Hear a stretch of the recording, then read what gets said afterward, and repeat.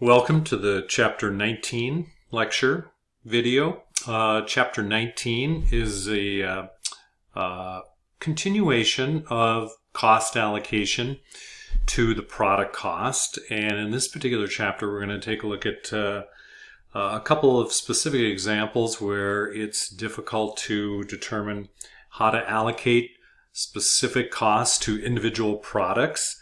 The first area we're going to discuss is support departments. Support departments are a particular area of interest because they do not lend themselves to a specific activity base, and they're not really part of production. So the question is, how do we actually allocate those costs most appropriately to the products that maybe make use of those departments? And the second area are joint costs, where we have a particular product that or raw material that comes in. It's processed into a number of different products, but the cost of that processing is indistinguishable among those final products up into a certain point. So how do we allocate the cost of the materials and the cost of the processing up until we get to a point where we can clearly distinguish between the products? So a couple unique situations in terms of being able to cost our product, and we've already seen how important that is to be able to determine what the proper cost of our product is, because it has so much to do with understanding obviously what the cost of the product is, but also understanding how we should price that product and the determination of profitability and a number of different items that come out of that in terms of what kind of product mix, how much of certain products we should produce. Our marketing strategies would go along with that, competitive strategies. So a lot of things all revolve around properly understanding what our cost basis in our product is. So let's talk about the first one. And first of all, let's just talk about what a support department is, and maybe we can understand why this is a particular issue. So first of all, a service department provides a necessary service, but it's not directly involved in the production process. But it is something that's occurring at the factory. And so it's part of factory overhead. And therefore, it is a part of our product cost. So it's not something we can just ignore and it's going to be some kind of expense somewhere else. It is part of the cost of the product, and therefore it has to be properly allocated between the different types of products that we're producing. So you might ask yourself, well, what are we talking about here? Service departments, specific examples of this would be maybe janitorial services, obviously cleaning, making sure that the plant is in good shape, and so forth. That is a key to making sure that the plant runs smoothly and efficiently. So obviously we can't have garbage piling up, waste in the middle of the production facility. So janitorial services are key, especially if it's in a situation where we need to make sure that we have a clean environment. Obviously, cleaning in, say, a food processing facility is a key requirement. But again, it's not directly traceable to a specific product. It relates to the production of all the products. The other item would be maintenance. So clearly, if the equipment is not maintained properly, machines can break down, production comes to a halt. Obviously, that increases the cost of the product. They can become very expensive, can result in a lot of inefficiencies and waste. So we have ongoing maintenance, making sure that the machinery is properly maintained so that we don't have breakdowns, and when we do, that they're repaired quickly and completely, and the machines are back up and running as soon as possible. So obviously key support functions, but are not directly related to the production of the product. So the question is, how do we allocate those to the product? So let me just put a couple of illustrations together. We can kind of walk through that. So we're going to handle support department cost allocation differently depending on the different factory overhead methodologies that we're going to employ. So if we go back to the previous chapter, the first and simplest method was to apply factory overhead based upon a single plant-wide factory overhead rate. In that case, basically what we're doing is we've got one pool of factory overhead, and we're basically applying that to each product based upon a rate. So what we're doing here basically is we're taking this pool of factory overhead and we're applying it to the products. So kind of number one here is we're applying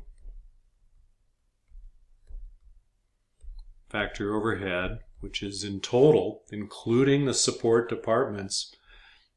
We're applying that to the products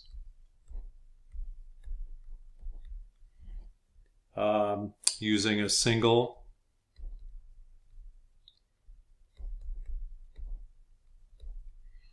factory overhead rate, our single predetermined rate that we had used in previous chapters. So when this is the case, there's not really much of an issue. We're just lumping all the factory overhead into one big pile, and we've come up with some estimated activity base, and we divide the two, we come up with a rate, and we're just going to apply that rate across all the products based upon that activity base. So that's not really much of an issue in this particular case, because it's pretty simple and there's no additional precision that we're using when we use that methodology. So when we use the other methods that we talked about in Chapter 18 of allocating factory overhead, either multi-department rates or using activity rates in activity-based costing, the first thing you remember us doing was we would split up the factory overhead into various pools. So we might have factory overhead associated with certain support, either departments or support activities. So in this case, maybe we have 2 support departments or 2 support activities. And in this case, we might have 2 production departments or 2 production activities. So for instance, we might have a janitorial and maintenance support department, or we might have janitorial and maintenance support activities. Production, we might have welding and assembly, either as departments or activities. Okay, and obviously there would be more departments in real life, but just to keep it simple, we're just staying with 4. So the first step that we would have to do is we would first want to allocate our support department factory overhead into our production departments. So step 1 would be to allocate support department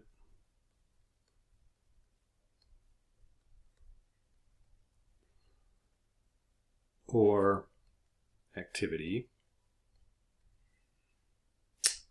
costs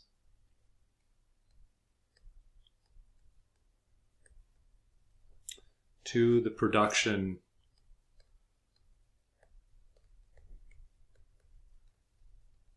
departments or activities. And again, I'm saying departments if we're using multi-department, or activities if we're using ABC costing methods. So that would be the first step, and that's highlighted by number 1. So what we're going to do is we're going to get all these costs here over here into these 2 production departments. via certain allocation methods. Once we have all those costs into the production departments, then we can use the activity bases for those to allocate those costs to the product. So product A would get a certain amount of production from our first production department or activity. Product B would get a certain amount, and then product A would get a certain amount from the second department or second activity, and then B would get a certain amount. So that would be the second step, would be to apply production departments or activity factory overhead costs to the individual products. So kind of a two-step process. We would need to take the support costs, get them into the production departments, and then allocate from the production departments into the products. So we'll take a look at some different ways in which we can do that in a minute. So the three methods that we can use to allocate support department costs to the production departments. Remember, this is just to get these costs to the production departments. Once we have support department costs in the production departments, then we're going to use the multi-department or activity-based costing to get them into the products. Okay, so this is really just how we're going to get the support department costs into the production department factory overhead pools. All right, so three different ways we can do that. Excuse me. Direct method, and what we're going to do there is we're just going to allocate all the support department costs directly to the production departments. Okay, so we're just going to do, we're going to make sure that each support department, we're going to determine how much goes to each production department, and we're going to make sure that every support department is just split up among all the production departments, okay, based upon some way to proportionally divide that up that makes sense. All right, that's the simplest way. Sequential would be taking into account the fact that some support departments might support other departments, support other support departments, okay? So for instance, the janitorial support department might also clean up the maintenance department. So therefore, the maintenance department receives some support from the janitorial department, and therefore maybe it should get allocated some costs. So what would happen is that all the costs of the janitorial department would first be split among all the rest of the departments, including the other support departments. And then the next support department, all those costs would be split up among the rest of the departments, including any other support departments, plus production. And that would happen all the way down until we get to the last production or support department, until we're done with all the support departments. So for instance, if we had, let's say this, we had support, production, this would be allocated across the rest of these costs. Once this is 0, then this would be allocated across these two. So here we'd have costs here, here, and here. And then once that's done, then we'd take whatever cost is here and allocate it here and here. And then of course this would be 0, and all we'd be left with is just costs in production and production. So it's sequential, it's called a step down. So we're just taking each support department in order and allocating them across each remaining department, including other support departments. Reciprocal, on the other hand, takes into account all the interrelationships among all the departments.